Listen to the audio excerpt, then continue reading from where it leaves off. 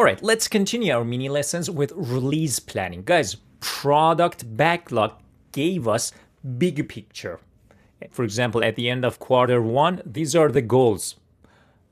Quarter two, these are the goals. But release planning goes into more details. Okay, release planning gives us a forecast of when meaningful features or increments will be delivered based on priority, team capacity, and expected workload. This is a typical release planning. Guys, in the first column, R1, release number one, which is MVP, minimal viable product in all agile projects. Release number 2, 3, 4. See, we have the target release date. We are being more specific now. Release 1 will be on March 10th of something. Okay, we're being more. In product roadmap, we weren't specific. We just said, okay, we just gave the big direction, big goal, big picture. End of Q1, these are the goals. End of Q2. But here we're having, we're being more specific. And remember, guys, each quarter, for example, could have different releases, like 3 releases. We could see 3 releases in each quarter. Okay, this is another difference between product roadmap and release planning. Let's go to release number 1, MVP. The target date is March 10th, 20 something. Sprint included. So sprints 1, 2, 3, 1, 2, and 3 are when we're done with the sprint 1, 2, 3. We will release the product, and this will be our MVP. See, we're adding some more details in release planning. We didn't have these details in product roadmap. Product roadmap was very big picture. Now in release planning, we're being more specific. Next column is estimated capacity. So to do R1, to be able to release, to have the first release of our product, we need to complete 90 story points. Okay, and these are the features included: appointment booking, patient's login and profile, lab results viewer. These are the features that are included in release 1 and release 2, release 3. So guys, while we are in product backlog creation step, and when stakeholder wants schedule of our project, we could give product roadmap. Also, we could do release planning and give this plan and say, okay, release number 1 will be this day, release number 2. And guys, remember, these releases that we have in the early days of our adaptive projects are not accurate. Why? Because we're not sure about the pace and velocity of our team. It takes 4 or 5 sprints to get into sustainable pace, to know the pace. And once we know the pace, we will know, okay, how many sprints will it take to complete, for example, 90 story points, which are required for release 1.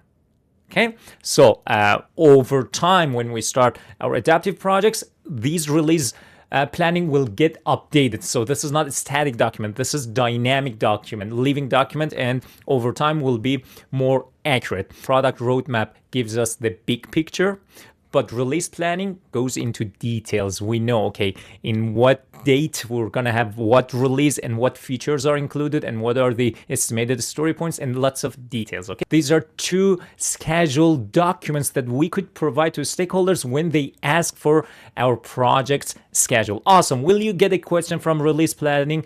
The chances are really high. What type of question? As always, mini question is waiting for us. So let's get it done. Let's get this mini question done. You are managing an agile project, developing a customized online platform for a client. Midway through the project, the client informs the product owner of a sudden strategic partnership opportunity. They now want the platform to launch 6 weeks earlier than planned to align with the partner's marketing event. The sponsor asks you to respond to this change while still maintaining quality and team morals. What should you do next? A. Facilitate a team session to reevaluate the backlog and determine what can realistically be delivered by the new date. B. Increase team velocity by adding temporary developers to accelerate progress toward the new launch. C. Inform the client that launching 6 weeks early will require a reduction in scope, then immediately adjust the backlog. D, ask the team to work overtime for the next several sprints to meet the earlier release date without changing the scope. Very good question.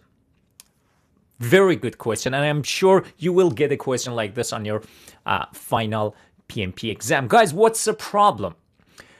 We have done our releases, okay? We have the release planning. We know, okay, R1 is, for example, is scheduled for September.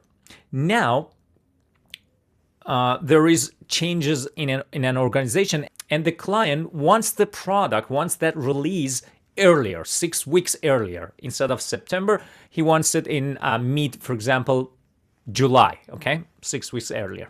Now, what should you do as a Scrum Master or Project Manager? Let's go through the options. Option A, facilitate a team session to re-evaluate the backlog.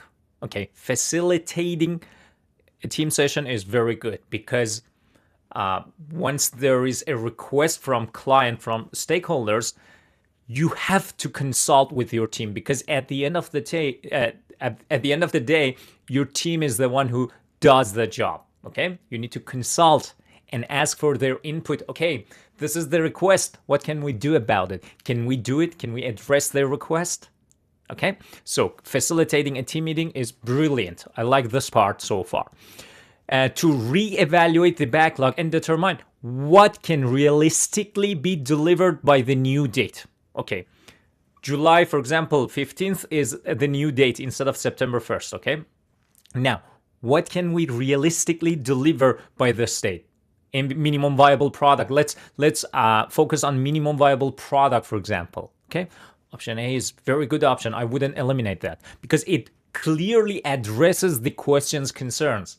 Okay, what is question's concern? Question's concern is answering to that request. And when we consult with the team and when we know, okay, what can we deliver by new date, which is 6 weeks earlier, we're answering to question's concern. Okay, so I wouldn't eliminate option A. Let's keep it for now. Option B, increase team velocity by adding temporary developers. Guys, true problem. Increasing team velocity. In Agile, we're looking and aiming for sustainable pace, consistency, not increase. When you increase the team velocity, when you say, hey team, hurry up, do more story points, it will be a sign of burning out, guys. Your team will be frustrated and will be tired. There will be some fatigue. Okay, so we wouldn't increase team velocity. Team has a sustainable pace. Okay, you shouldn't burn out your team. And the second problem, we don't add temporary developers or employees in Agile projects. Agile are full-time, self-organizing, cross-functional team.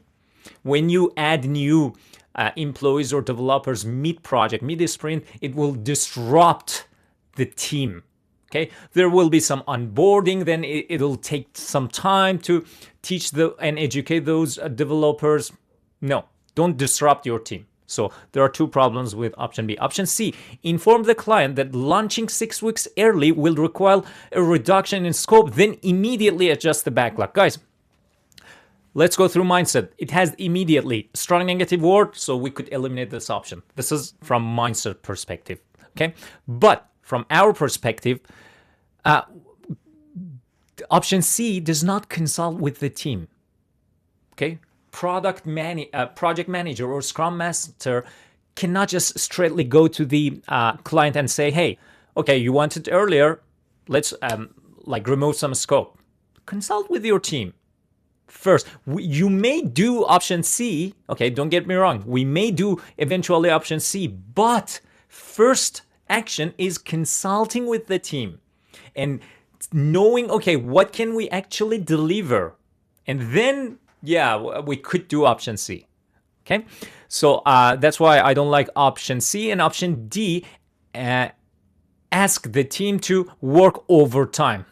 First of all, asking someone from mindset perspective, don't give away your task. Asking someone, eliminate that option. And overtime, no, we don't burn out our team. We don't make them tired, okay? There is no overtime for our employees. Whenever you see and hear the term overtime in any options, eliminate that option. Guys, Have you noticed this question signals the importance of mindsets? See, correct option A, has facilitate, strong positive word. We keep it, we don't eliminate options with a strong positive word. But option B, does it temporary, strong negative word, increase team velocity? We don't increase them. Option C, immediately, has immediately, strong negative word. Option D, asking someone, then over time, strong negative word, give away your tasks. We could come up with the option with the correct one with just mindsets, knowing mindsets, okay? That's why reviewing those mindsets and applying in all questions are very, very important to have a wonderful PMP exam. Now, I want you to go through mini FAQs. There are 7 questions, I guess. I've added some extra points, and if you still have some remaining concerns about product roadmap and release planning, you could review mini FAQs, and I'm gonna see you in mini summary. With confidence and with your beautiful smile, let's get it done, guys.